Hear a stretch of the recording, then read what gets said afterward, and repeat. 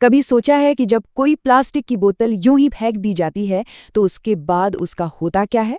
चलिए आज हम उसी बोतल के एक ऐसे अनजाने सफ़र को देखते हैं जो हमारी सोच से कहीं ज़्यादा लंबा और हैरान करने वाला है। तो कहानी की शुरुआत होती है उस पल से जब वो बॉटल कहीं सड़क किनारे या नाले में पड़ी होती है और यहीं से उसका असली रोमांच भरा सफ़र शुरू होता है।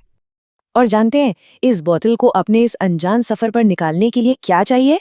बस बारिश की एक बूंद, सिर्फ एक बूंद ही काफ़ी है। वो एक बूंद उसे बहाकर नाली में ले जाती है। फिर वो अंधेरी घुमावदार सुरंगों से गुजरती हुई एक बड़ी नहर में जा मिलती है और आखिर में पहुंचती है एक विशाल नदी में जो उसे खुले समुद्र की ओर ले जाएगी। और फिर कई दिनों तक नदी में बहते रहने के बाद हमारी बोतल आखिरकार समुद्र में पहुंच जाती है। देखने में तो ये नज़ारा बहुत खूबसूरत लगता है ना? लेकिन असल में ये एक बहुत ही खतरनाक जगह की शुरुआत है। आप देखिए, समुद्र जो है वो सिर्फ पानी का एक बहुत बड़ा तालाब नहीं है। नहीं, ये अपने आप में एक पूरा सिस्टम है जिसकी धाराएं यानी करंट्स हमारी बोतल को दुनिया में कहीं भी ले जा सकती हैं। इन धाराओं को ना आप एक तरह से समंदर के अदृश्य हाईवे समझिए। ये इतने ताकतवर होते हैं कि हमारी बोतल को हजारों मील दूर तक बहाकर ले जा सकते हैं। और ये हाईवे अक्सर बोतल को ले जाते हैं इस जगह पर जिसे the great Pacific garbage patch कहते हैं। अब इसके नाम से ऐसा लगता है कि ये कोई तैरता हुआ कचरे का टापू होगा, पर ऐसा नहीं है। ये असल में प्लास्टिक के अनगिनत छोटे छोटे टुकड़ों का एक बहुत बड़ा घूमता हुआ भंवर है। कुछ टुकड़े तो चावल के दाने से भी छोटे हैं।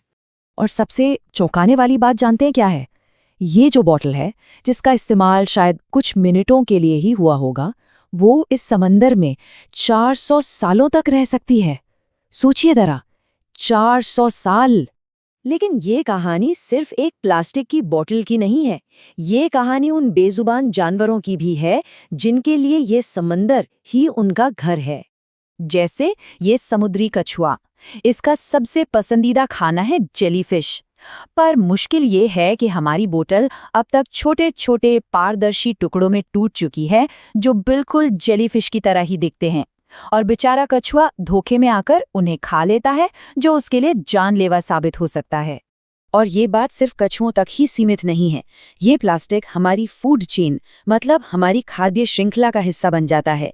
देखिए कैसे एक छोटी मछली प्लास्टिक का टुकड़ा निगलती है, फिर एक बड़ी मछली उस छोटी मछली को खा जाती है और फिर वही बड़ी मछली इंसानों तक पहुंचती है। मतलब वो प्लास्टिक घूम फिर कर वापस हम तक ही आ जाता है।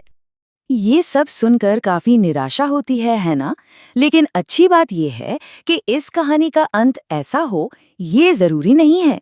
हम चाहें तो इस कहानी को एक बिल्कुल नया मोड़ दे सकते हैं। सब कुछ बस एक फैसले पर टिका है। एक तरफ वो रास्ता है जहां बोतल समंदर में पहुंचकर सैकड़ों सालों तक नुकसान पहुंचाती है, और दूसरी तरफ एक और रास्ता है जहां उसे एक नई जिंदगी, एक नया मकसद मिल सकता है। तो जब एक बोतल को रिसाइकिल किया जाता है तो उसका सफ़र बिल्कुल अलग होता है। उसे सही जगह पहुंचाया जाता है, साफ किया जाता है, पिघलाया जाता है और फिर उससे कुछ एकदम नया बना दिया जाता है। सोचिए, वही बोतल अब एक टी-शर्ट बन सकती है या किसी पार्क में बच्चों की स्लाइड, या हो सकता है एक बिल्कुल नई बोतल ही बन जाए। कितनी कमाल की बात है ना? तो अगली बार जब हाथ में कोई प्लास्टिक की बोतल हो तो एक पल रुककर सोचिएगा जरूर, इस बोतल की अगली कहानी क्या होगी? इसका फैसला हमारे ही हाथों में है।